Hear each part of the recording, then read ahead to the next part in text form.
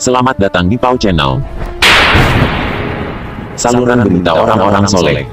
Pau Channel, saluran kebanggaan kita semua.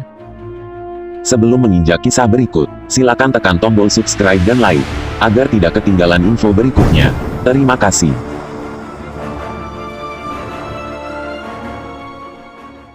Khubayb bin Adi.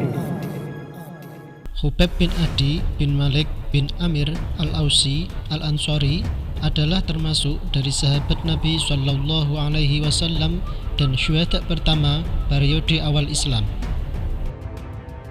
Atas permintaan kabilah Adal dan Qurrah untuk menyiarkan Islam, ia datang kepada mereka.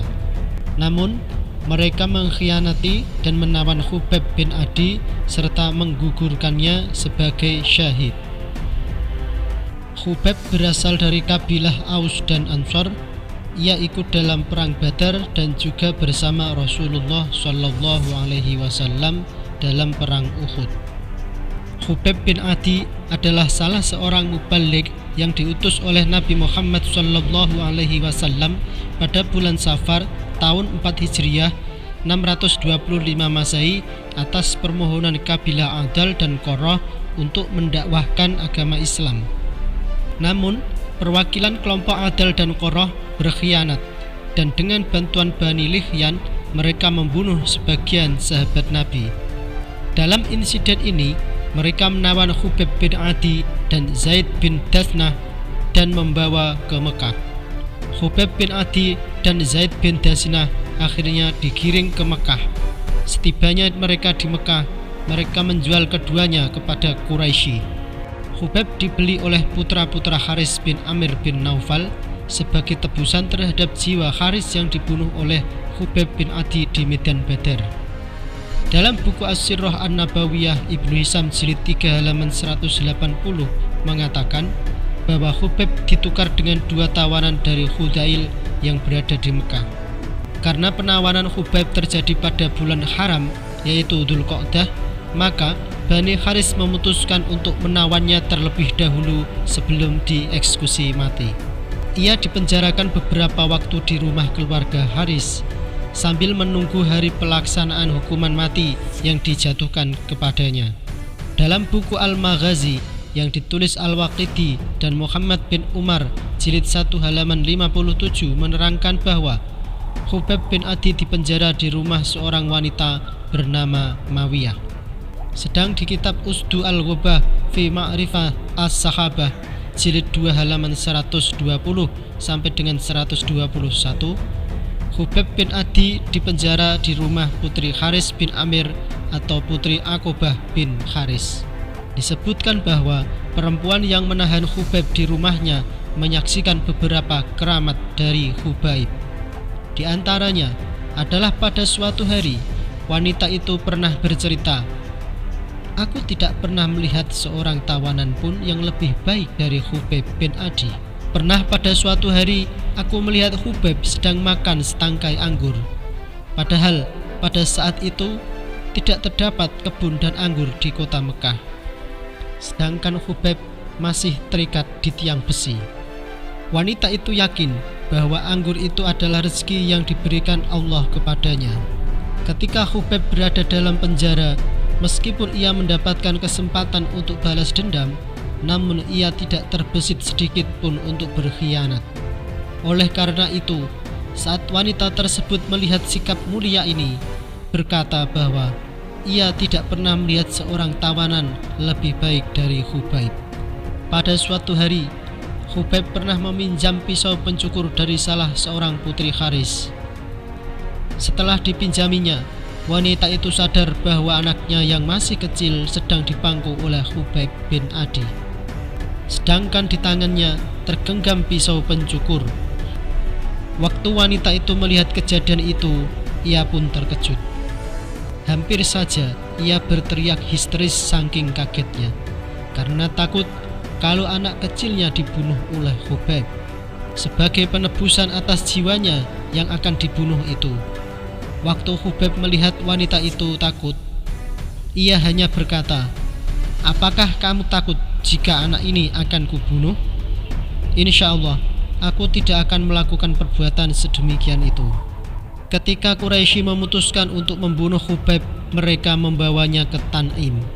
Sejumlah warga Mekah pun pergi bersamanya ke Tan'im. Khubayb meminta mereka supaya ia diberi kesempatan melakukan sholat 2 rakaat. Bani Haris pun menerima persyaratan itu. Sebelum akhirnya dibunuh, Khubayb pun melakukan salat 2 rakaat. Perbuatan Khubayb ini menjadi panutan abadi bagi mereka yang dihukum mati dengan paksa.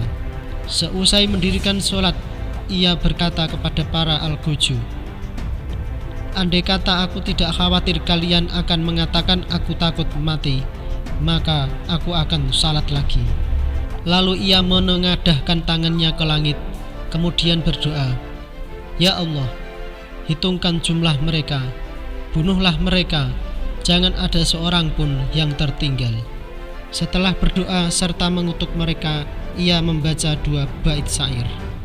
"Selama aku muslim, tak peduli aku mati dengan cara apapun.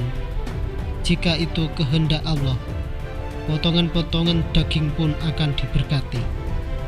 Khubayb adalah muslim pertama yang dibunuh gantung. Ia diikat di atas kayu dan 40 orang dari anak keturunan kaum musyrikin yang terbunuh di perang Badar membidikkan tombak kepadanya. Disebutkan bahwa Khubayb bin Adi terbunuh dalam keadaan menghadap kiblat.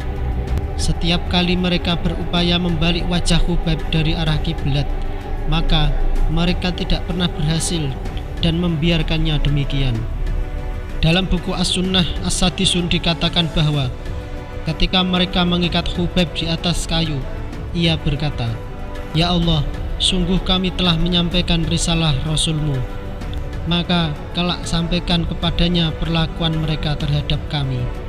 Dalam riwayat Baihaqi dan Abu Nuaim meriwayatkannya dari Musa bin Uqbah dari Ibnu Syihab, bahwasanya Urwah bin Zubair menambahkan bahwasanya Khubayb bin Adi ketika hendak dibunuh, ia berdoa kepada Allah, "Ya Allah, aku tidak mendapatkan seorang pun yang dapat disuruh menyampaikan salamku kepada Rasul-Mu.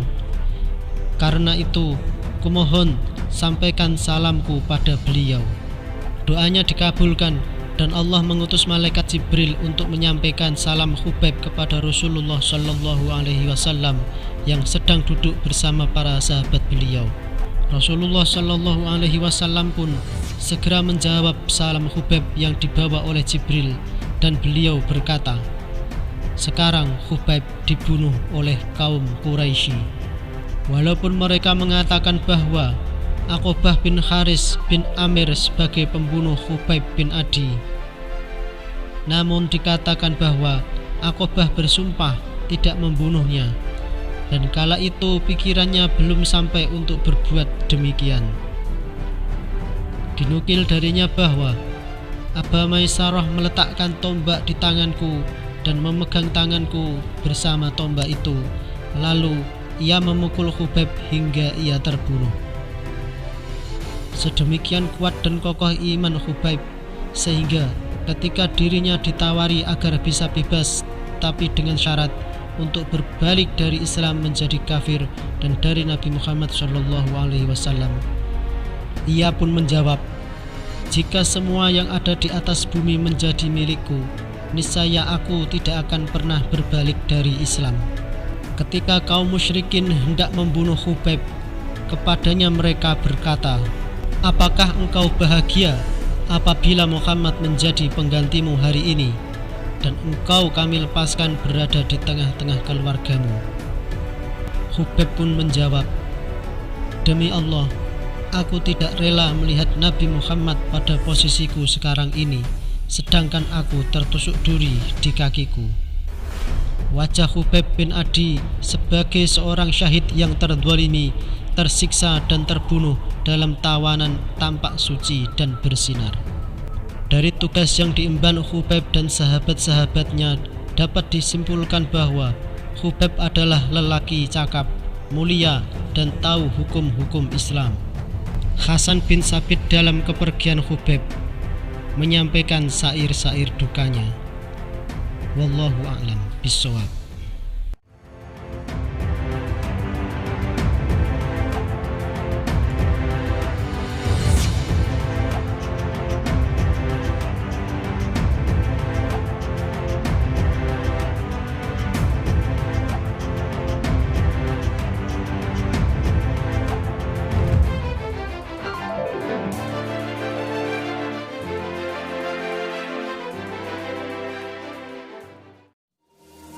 Demikianlah kisah kali ini.